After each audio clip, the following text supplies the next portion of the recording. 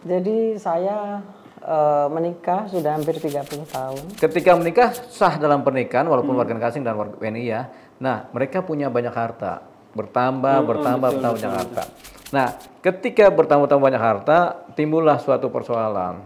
Karena si WNA ini pengen ngambil hartanya semua. Ada satu dua di luar sana, cuman masih takut. Kalau memang ada rencana mau menikah dengan warga negara asing atau punya pacar WNA atau ya punya hubungan bisnis dengan WNA, diteliti dulu aspek hukum pribadi dari WNA, aspek hukum WNA-nya ini diteliti dulu kan.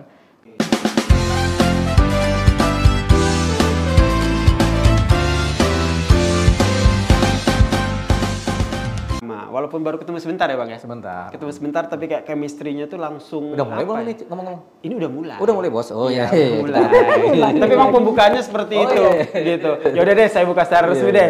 Selamat pagi, selamat siang, selamat malam. Apa kabar teman-teman netizen? Jumpa lagi dengan saya Yasir Nene Ahmad di obrolan rasional santai dibahas hingga tuntas. Nah seperti yang tadi saya bilang kan, bahwa narasumber saya satu ini mungkin lebih terkenal beliau daripada saya karena kemarin sempat menjadi seorang kuasa hukum dari Barada Eliezer.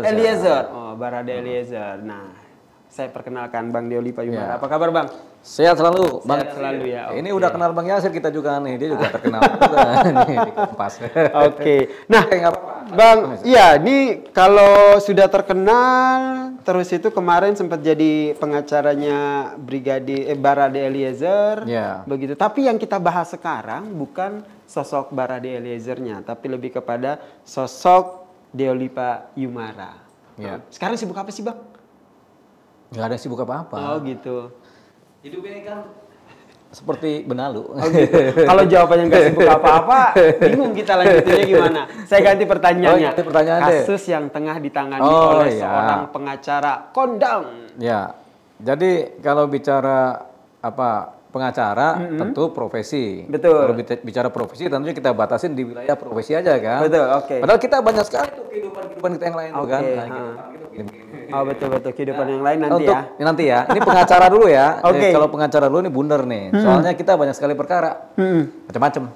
Ada perkara yang memang perusahaan besar yang kita jaga rahasianya juga. Betul. Nggak boleh tampil ke publik juga. Ada perkara ya masih kita bersidang di wilayah perkaranya Eliezer juga, yaitu kita ada menggugat Komnas HAM sama Komnas Perempuan. Itu kemudian kita juga masih dalam proses menggugat dengan grupnya Barreskrim juga. Itu dalam wilayahnya si Eliezer. Ada juga pengacara mantan artis kita bela juga, lagi kita pembelaan ya pidana ya. Terus ada beberapa perkara yang memang banyak nyebar, rata-rata masih berproses secara hukum ya, terutama di proses di kepolisian, kejaksaan, itu ada jalan tuh ya, begitu. Oke. Banyak kalau perkara sih. Banyak perkara. Cuman kan nggak mungkin kita tanganin sendirian. Betul. Tentunya ada anggota. Ada timnya ya. Tim tentunya ada tim. Ini gitu banyak. Termaksud menangani perkara soal pemalsuan data diri itu ditangani nggak sih sekarang Bang? Data diri? Ada kita nangani data diri. Itu juga ya? Banyak. Ada beberapa perkara palsu-palsu yang kita tanganin ya. Ada cinta palsu juga kita tanganin. Oh, gitu? Ada juga. Oke. Nah, ada cinta palsu, ada KTP palsu, ada warga negara palsu juga ada kita tanganin. Teman-teman netizen jangan fokus ke cinta palsunya, cinta palsu. tapi lebih saya tertarik tuh. KTP palsu, kewarganegaraan palsu. Emang masih zaman ya memasukkan kewarganegaraan? Zaman dong. Oh masih ada orang-orang kayak begitu? Masih ada orang palsu-palsu. Oh, begitu? Sebentar dulu, kenapa sih nggak fokus ke cinta palsu dulu? Karena kalau bahas cinta palsu, panjang. Sedangkan obras ini nih durasi dari Bapak produser cuma 30 menit. Iya. Nah, kita lanjut lah. Ya, gitu. Ini tadi itu menarik tuh. Itu yang soal pemalsuan identitas, pemalsuan warga negara begitu. Masih terjadi ya? Masih terjadi. Ini celahnya di mana itu? Persoalan lama yang memang ada. Apa kita nggak tahu imigrasi kita di Indonesia ini yang kurang kuat secara administrasi, atau memang kepintaran dari warga negara asing yang nyelundup ke wilayah Indonesia. Jadi saya punya perkara yang memang sedang saya tanganin, sudah kita laporin di Pos Selatan. Itu ada warga negara asing, warga negara Belanda ya. Itu dia itu karena masuk Indonesia masih WNA, terus kemudian dia pakai cara singkat untuk jadi WNI. Tapi jadi WNI itu dengan cara palsu, karena dia bikin dokumen-dokumen palsu, masuk semua palsu, dia bikin KTP palsu pertamanya ini palsu, sampai SKIM juga, surat keterangan imigrasi palsu juga dia bikin. Habis itu dia bikin KTP, dari situ dasarnya KTP seolah-olah dia adalah WNI kan. Setelah ada semua palsu-palsu semua, dia bikin KTP, KTP-nya keluar asli. Itu yang terakhir ini 2020 atau 2021 ya asli ya. Tapi tetap aja jadi asli, tapi dari keterangan palsu, keterangan tertulis yang palsu. Sehingga ini menjadi persoalan pidana. KTP ini menjadi asli tapi palsu. Itu tuh. Seringkali dokumen negara itu aspal namanya. Asli tapi palsu. Asli atau tapi palsu. Sertifikat, akte, keterangan keluarga atau KTP, bahkan ijazah tuh asli, ijazahnya semuanya asli, tapi didasari oleh keterangan-keterangan palsu, keterangan tidak benar. Misalnya begini, ada orang kuliah di kampus, kuliahnya benar sampai selesai sampai tamat, tapi ijazah SMA untuk masuk kuliahnya itu palsu. Nah itu tuh berarti memang yang salah ijazah SMA-nya atau menggugurkan atau jadinya kan lah lu pakai ijazah SMA palsu, berarti kuliahnya sah apa enggak? Gitu kan jadi pertanyaannya kan. Tentu kuliahnya menjadi tidak sah. Tidak sah. Sehingga gitu ya aturan si ijazahnya jadi asli kan, tapi bisa digugurkan dengan dasar. Dengan dasar, wah ini menarik kalau ada kliennya Bang. Ada pernah pakai ijazah SMA palsu nggak Bang Yasir? Enggak ya? Yang ada kemarin lagi rame ijazah. Tapi udah selesai loh. Yang mana itu? Udah selesai. Kenapa nggak dibahas sih sekarang? Sudah selesai. Sudah selesai. Ini kita mau ngundang siapa sebenarnya? Tadi sebenarnya sama Bang Deolipa doang, tapi siapa lagi? Karena ini ada persoalan palsu-palsuan negara. Saya punya klien. Itu ya? Saya punya klien ini ya. Ini saya undang aja ya, biar cerita aja dia ya. Nah itu tuh, saya juga namanya Ibu Mimi, aduh saya lupa juga. Pokoknya Ibu Mimi Mariati. Ibu Mariati Said. Itu klien saya yang paling saya ini nih. Saya paling apa? Paling saya jaga dong. Silakan Bu Mimi, mana Bu Mimi? Bu Mariati. Apa kabar? Assalamualaikum. Kenapa ini Ibu Mimi ini saya jaga? Karena dia minggu depan mau umroh. Oh begitu. Jangan sampai di sela-sela minggu ini nggak batal umroh kan? Nanti malah nggak masuk surga nanti. Oke, amin. Kalau ada slot buat nenteng koper Ibu boleh ya saya?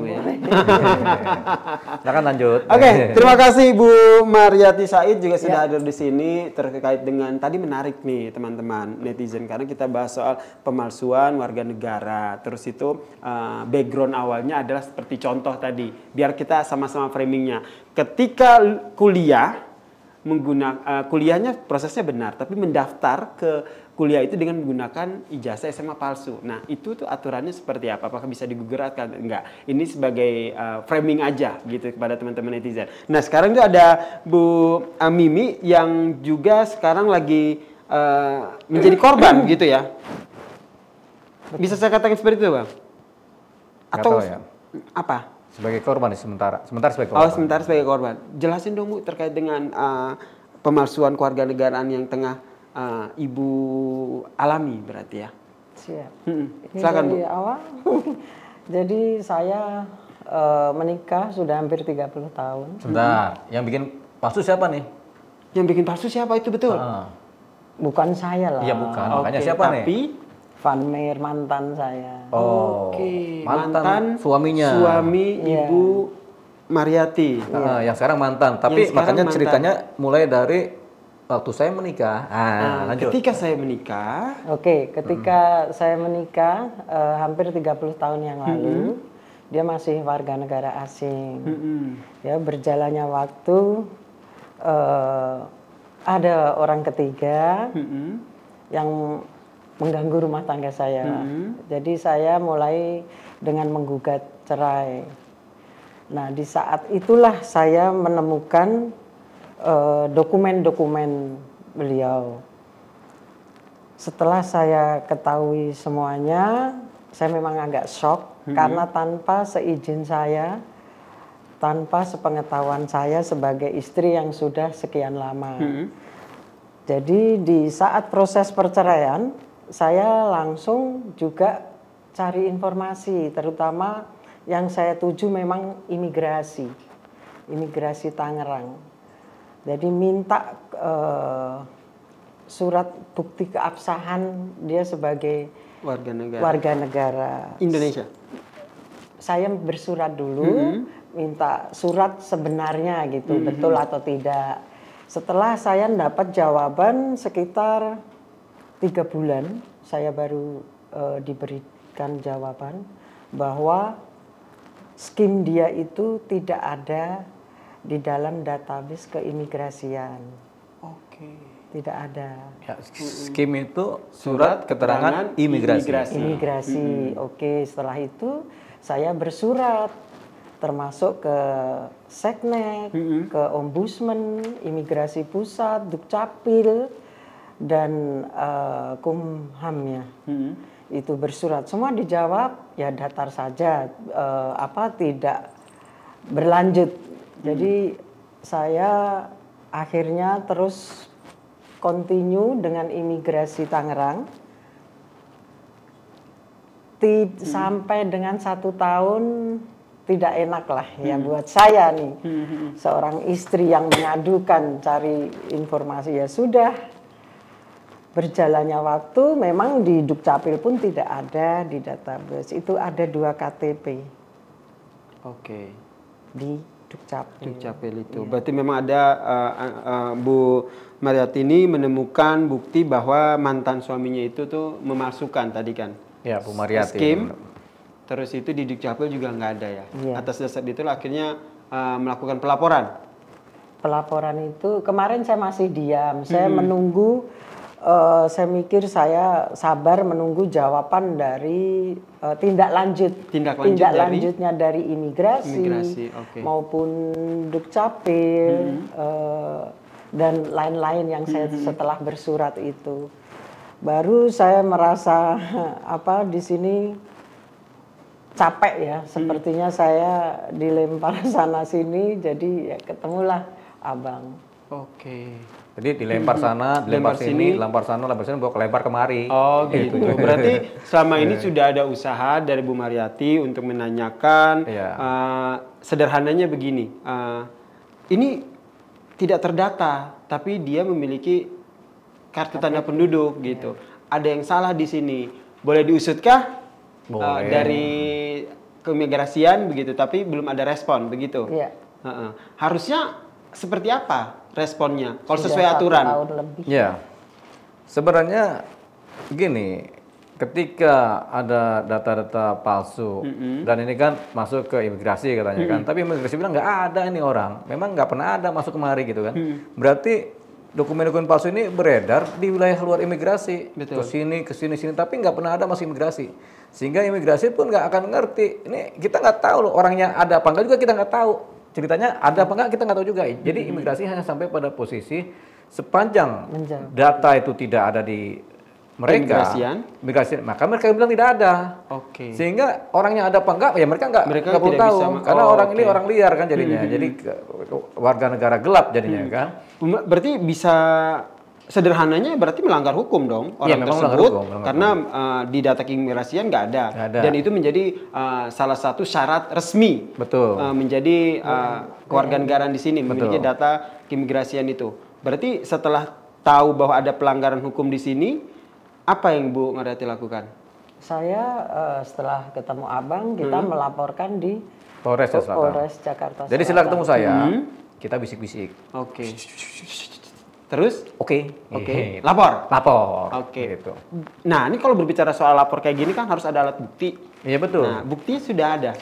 Ya buktinya ada. Buktinya salah satunya adalah surat keterangan imigrasi, surat keterangan dari Dirjen Imigrasi yang menyatakan bahwasanya ini skimnya nggak ada di kami. Ini skim bodong gitu. Dengan dasar itu jadi surat keterangan Dirjen Imigrasi yang kita pakai untuk membuat laporan di kepolisian.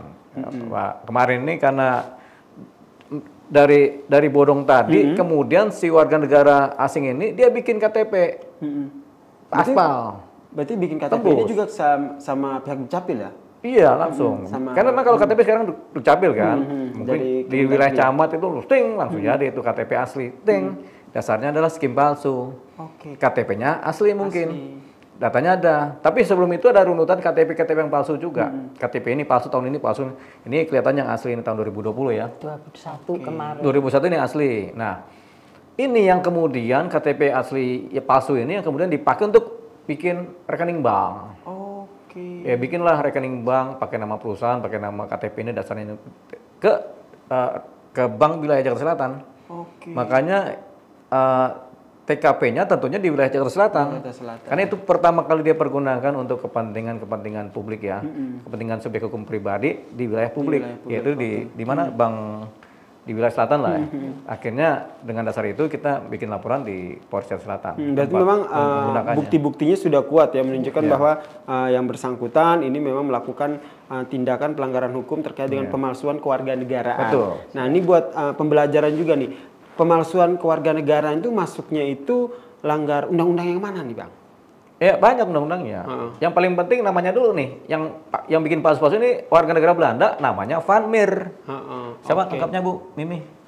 ACC Van Meer. ACC Van Meer. Oke. ACC kepanjangannya apa ACC? Adrianus Christianus Cornelis Van Meer. Adrianus Christianus Cornelis Van Meer. Van Meer. Adrianus itu Belanda, Christianus itu Belanda, Cornelis itu Belanda, Van Meer, bin Meer. Oke. Orang Belanda. Kita nih orang Belanda bukan sih berdua? Bukan lah, Bukan, saya bukan. merah putih. Merah putih. Sama kita merah putih. Ibu juga kan. Oke. Yang menarik di sini adalah yang saya tanyakan keberadaan dari mantan suami Ibu. Tahu keberadaannya di mana sekarang? Sampai sekarang pun saya tahu karena ya dia memang berpindah-pindah.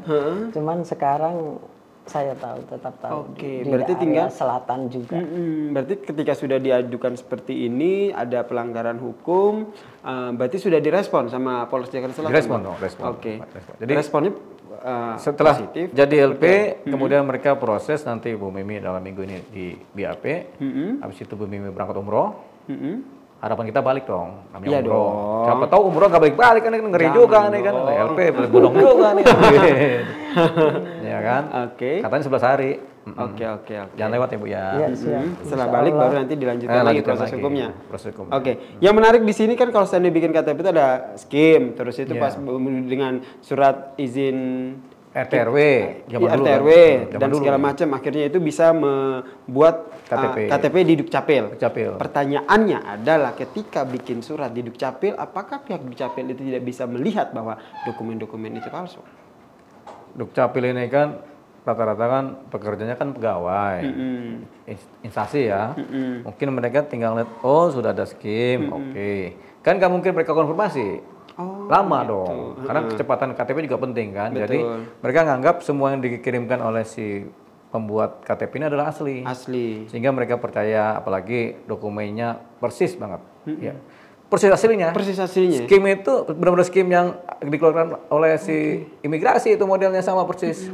Berarti pinter juga yang bersangkutan. Bukan pinter, soalnya kan kalau di wilayah hutan kayu itu jago semua tuh bikin palsu-palsu. Iya, emang di situ udah rahasia Kita umum. mau ngomongin hutan kayu apa enggak nih? Jangan dulu gitu. Tapi sebenarnya itu jadi rahasia umum ya, bahwa pemalsuan itu memang hal apa? Jangan bilang lazim lah, apa bahasanya ya? Ya sering terjadi. Sering terjadi begitu, dan ternyata ini juga menjadi salah satu PR juga nih buat pemerintah untuk memberantas hal ini gitu. Karena dampaknya ada korban seperti Bu Mariati ini kan akhirnya kan. Sebentar Bu, waktu nikah pakai KTP yang sudah ini atau pakai WNA? Waktu nikah itu kan masih asing. Oh masih asing? Masih asing. Berarti Masih aman. Masih aman berarti. Iya. Takutnya Jadi pakai itu KTP ini palsu. sekitar ada 2013 ada KTP, 2014 ada KTP, 17 dan yang terakhir kemarin KTP. 21. Oke. Yang kita khawatir nih Bang Yasir, ibu ini menikah dengan KTP yang asli tadi tapi aspal kan, dengan abang itu kan yang dari warga negara Belanda itu ya. Kalau itu terjadi, ini namanya menikah dalam kepalsuan. Oke. Nah kalau menikah dalam kepalsuan ini sudah menikah itu kan dikhawatirkan Sebentar, nanti. Bang Yasir udah pernah menikah belum sih? Belum. Oh itu dia. Makanya Susah ini kita pertanyaan ngobrolnya. soal pernikahan ini saya lebih langsung lempar ke lempar Pak aja deh. Yati, gitu kan. Karena kalau soal menikah, terus itu tadi saya minjem kalimatnya Bang Joni Pak ya, bahwa menikah dalam kepalsuan, kemudian sudah cerai, begitu kan tentu ada apa ya? Banyak. Harta gono gini, Iya. sederhananya gitu kan. Atau ini palsu juga itu. Nah, itu gimana tuh, Bu? Akhirnya Ya ini enggak kan nikahnya asli nih. nikahnya asli. Saya nikah asli Heeh. di catatan sipil Jakarta sini. Karena waktu itu kan kita masih Nasrani, jadi di catatan sipil. Jadi waktu perceraian kemarin di Pengadilan Negeri Tangerang. Oke, berarti memang prosesnya itu resmi ya. Ya. Tapi belakangan Ibu Mariati menemukan bahwa ternyata dalam pembuatan identitas ini ada pemalsuan data diri di selanjutnya. Itu yang akhirnya sekarang Itu menjadi belum bentuk lama saya mengetahui karena waktu proses perceraian saya ketemu data dia. Seperti itu. Akhirnya Ibu merasa dirugikan ya? Iya, saya sempat shock juga gitu.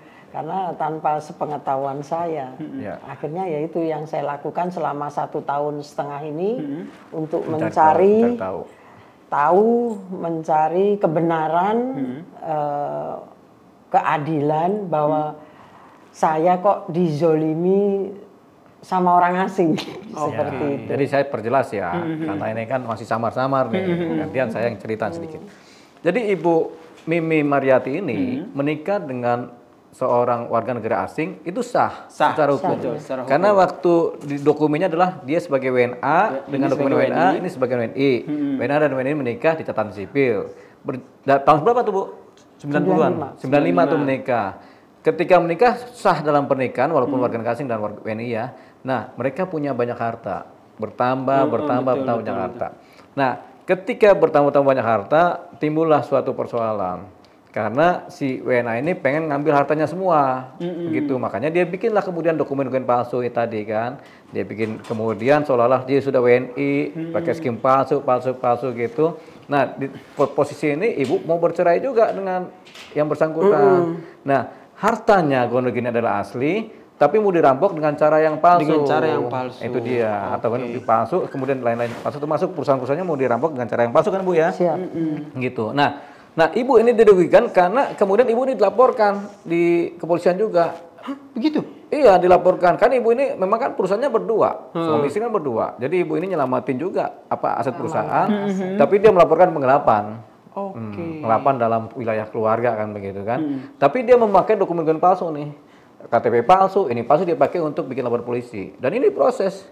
Karena teman-teman polisi nggak tahu kalau dokumennya palsu kan. Betul. Nah, belakangan setelah ini kemudian jadi baru diketahui bahwa sebentar yang bersangkutan itu dokumennya palsu.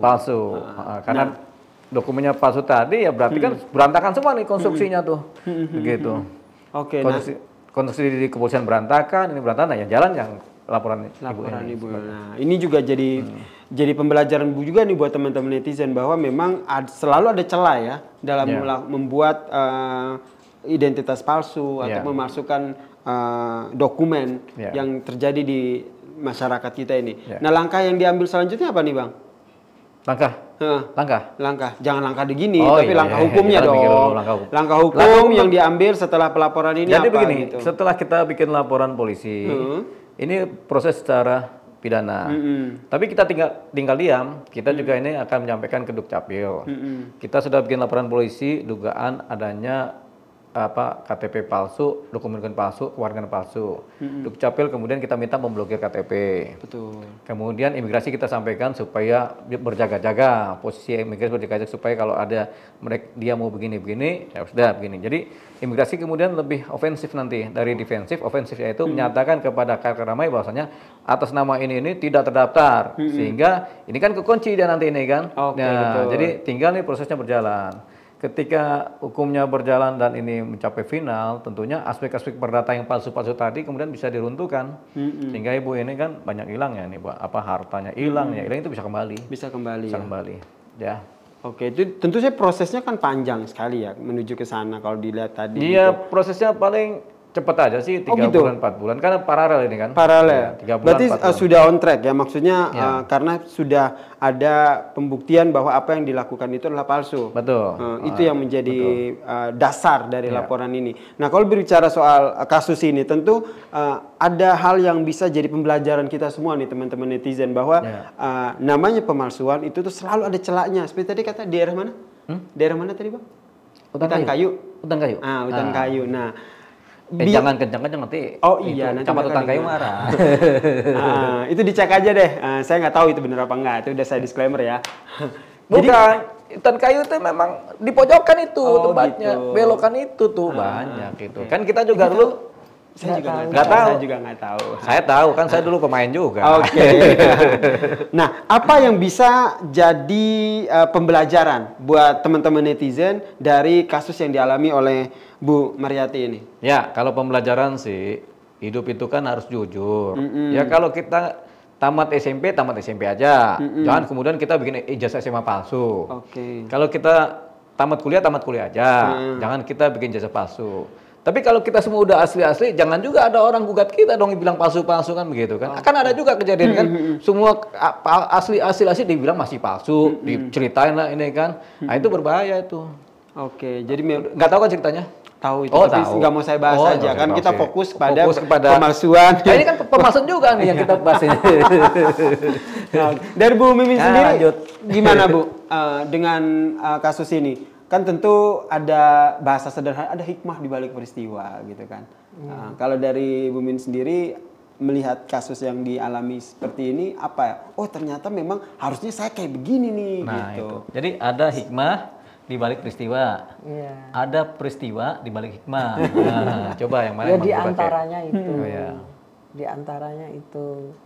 Kedua, buat saya pribadi, buat teman-teman di luar sana yang mungkin saya banyak juga teman yang menikah dengan warga negara asing. Jadi inilah contoh dari saya, tetap harus tahu yang suaminya itu jangan sampai dibohongi atau dibodohin seperti yang saya alami. Oke. Dari sini kan kejujurannya. Saya percayakan sama suami dari kejujuran kebenaran, tapi berjalannya waktu setelah ada pihak ketiga disalahgunakan, akhirnya menghabisi saya semua. Oke. Pihak ketiga tahu? Prihatin juga ya. Pihak ketiga tahu? Ya, nggak mau saya bahas aja Bang. Oh, iya. Nah, jadi kita fokus bagaimana penanganan Pihak hukum. ketiga itu selingkuhan. Iya. Bagaimana kita fokus bagaimana penanganan kasus ini di Polres Jakarta Selatan. Polres Jakarta Selatan. Tapi kalau nggak ada selingkuhan juga nggak akan terjadi nih persoalan. Oh gitu. Iya. Jadi fokus permasalahannya nanti kemana nih? Selingkuhan dong. Tanpa selingkuhan itu nggak akan terjadi Bu ya. Persoalan hidup kan. Seringkali persoalan hidup itu karena selingkuhan. Oh gitu. Makanya kalau punya selingkuhan jangan sampai ketahuan tuh Bang. Aduh, saya kan belum nikah Bang. Oh iya. Jadi saya masih bisa lah gitu kan. Oke, Enggak iya, juga iya. ya. Enggak juga, enggak tahu. Jangan ditiru hal-hal yang buruk ya yang penting. Nah ini masih soal penanganan kasus soal pemalsuan dokumen ini. Nah yang menjadi concern saya juga adalah tentu saya juga tidak ingin dong menjadi korban dari pemalsuan dokumen ini ataupun teman-teman netizen. Emang mau jadi korban? Enggak mau Oh, juga. nggak mau juga, ya. Maksudnya tiba-tiba ada teman ataupun jadi siapa yang Pacar dekat gitu, sama tiba-tiba kita cewek melakukan pemalsuan dokumen begitu kan. Makanya begini. Biar kita cerdas secara hukum tuh Kan apa? nanti kita bicara pribadi dulu kan tadi kan supaya nggak ini kan. Betul. Makanya cara paling baik buat Bang Yasir Dan teman-teman netizen lah. Jangan cari pacar bule lah. Oh. Orang Indonesia aja yang wedding kan. Selesai sudah berarti ya. Sudah persoalan. Selesai sudah persoalan. Nah, itu tadi kalau bicara pribadi, tapi kalau bicara kecermatan mengenai supaya nggak banyak yang kena tipu, tentunya setiap kita warga negara tuh harus concern terhadap kepentingan warga negara, harus mengerti hukum-hukum negara, ya kan, sehingga nggak mudah ditipu. Seringkali tertipu kan karena kita lalai atau abai mengetahui hukumnya. Iya Gitu. betul. Padahal ada hukumnya, semua kehidupan ini kan ada hukumnya. Betul. Gitu. Cuman kan banyak orang juga awam dengan hukum. Makanya disinilah forum ini kita juga sampaikan mengenai pengetahuan hukum yang kelihatannya sederhana tapi betul. mendalam. Nah ini dia karena kayak secara sederhana kita sepele tapi ternyata wah ternyata ini ribet juga ya Iya. ternyata hubungannya kayak begini ya. kelihatannya sepele. Iya betul. Padahal 3 pele kan. Padahal 3 pele. Justru 3 pele itu yang bikin ribet gitu kan. Itu dia. Nah itu, dan tentu saja teman-teman netizen juga berharap bahwa kasus ini tidak terjadi di diri kita dan juga orang-orang di sekitar kita kan. Makanya mengerti dengan dasar hukumnya itu penting ya. Tapi kalau dilihat dari respon, ini kan ada di Kejukcapil, kemudian dari keimigrasian, respon dari pihak-pihak ini mensupport agar keadilan tercapai dalam kasus ini? Iya, mereka mensupport. Pertama mereka reaktif tentunya kan, karena mereka kaget kan, kok bisa kami kebobolan gitu kan, sehingga itu reaktif mereka, sehingga mereka mensupport. Oke, kalau gitu kejar keadilan, mereka akan mendukung gitu.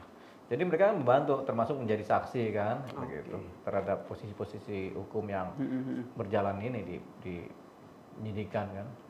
Ya bagus. Bagusnya itu sebuah respon positif bahwa dari keimigrasian maupun Dukcapil pemerintah akhirnya support ya, membantu untuk penanganan kasus ini. Ini menjadi sebuah tone positif juga ya, support positif juga sehingga kasus ini juga bisa terselesaikan dengan baik gitu. Ini salah satu perkara yang menurut saya sih unik ya, karena jarang juga ada perkara model begini nih.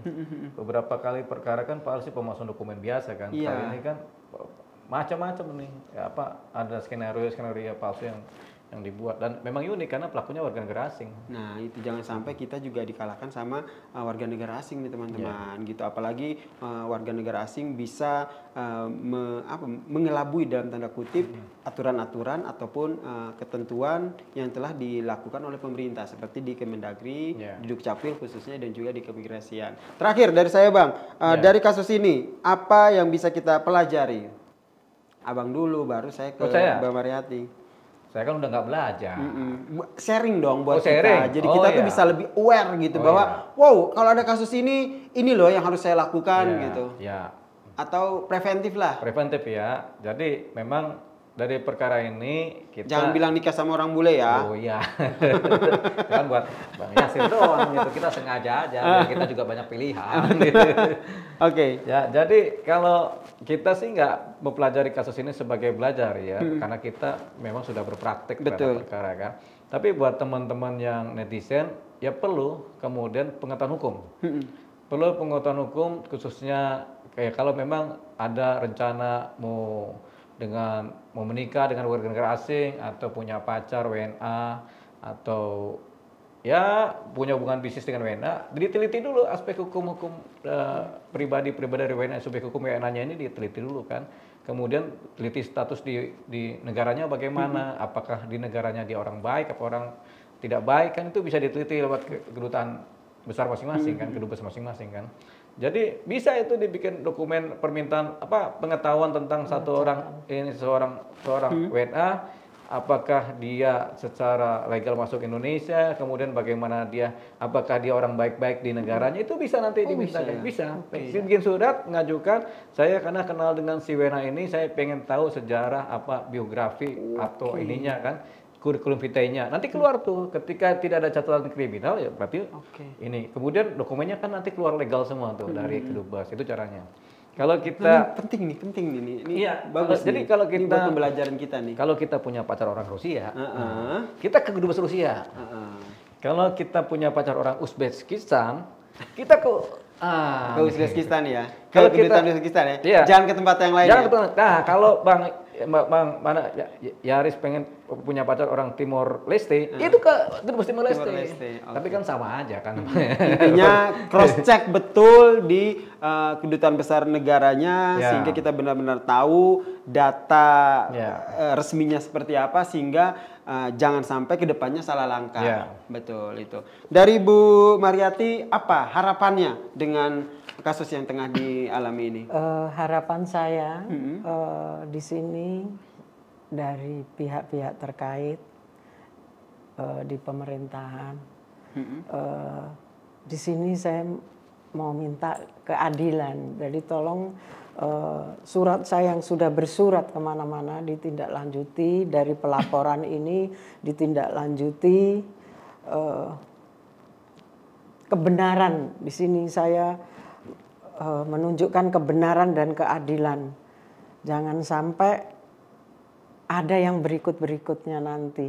Saya pikir ada di luar sana, ada 1-2 di luar sana, cuman masih takut. Saya pikir itu, dan saya untuk terutama Pak Jokowi, Bapak Presiden kita, juga Kumham, Kementerian Kumham, dan apa namanya, Dukcapil atau Mendagri, tolonglah dibantu saya ini untuk segera ditindaklanjuti. Baik. Itu aja. Kita tentu berharap ya apa yang jadi harapannya itu bisa berjalan dengan baik, dan terlebih juga sudah dapat support dari Bapak Lipa.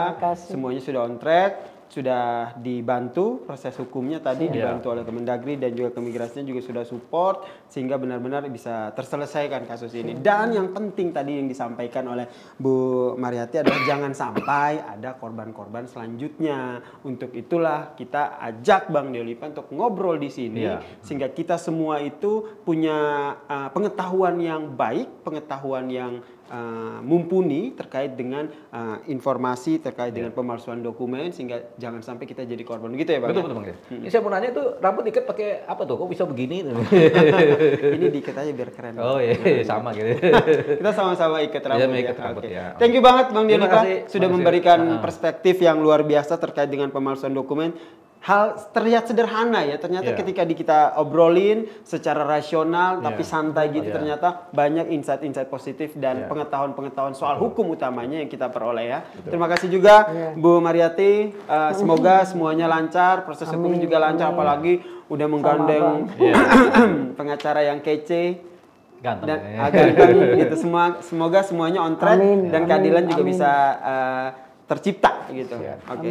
Itu tadi teman-teman netizen yang telah menyaksikan atau mendengarkan obrolan saya dengan dua narasumber saya. Semoga tadi seperti yang tadi sampaikan, bahwa semoga obrolan rasional kita yang dibahas secara santai ini bisa memberikan pemahaman terkait dengan dasar-dasar hukum, pengetahuan hukum terkait dengan pemalsuan dokumen. Harapannya orang-orang di sekitar kita ataupun kita jangan sampai terseret dengan kasus yang sepertinya sepele, tapi ketika kita sudah terjun ke situ ternyata seperti kata Bang Deolipa, 3 pele yang bikin ribet begitu ya. Semoga bermanfaat obrolan kita hari ini. Nanti kita akan ajak lagi bintang tamu laginya untuk hadir di sini. Bang Deolipa nanti saya ajak lagi ya. Oh iya, ngobrol di sini. Boleh, karena ini banyak banget nih kasus-kasus yang seru yang bisa kita obrolin bersama di Obras ya. Obrolan santai, obrolan rasional santai. Ini Obras ini ya. Obras. Kenapa S-nya 2 coba? Karena obrolan rasional santai dibahas pakai S juga hingga tuntas pakai S juga gitu. Obrolan harusnya santai 3. tuntas. Iya gitu. Jadi harus sampai tuntas. Seperti harapan saya, kasusnya Bu Mariati juga harus tuntas ya. Janji loh. Betul. Kalau gitu saya tutup dulu, ntar kepanjangan. Kalau gitu saya Yasir Nena pamit. Selamat pagi, selamat siang, selamat malam teman-teman netizen.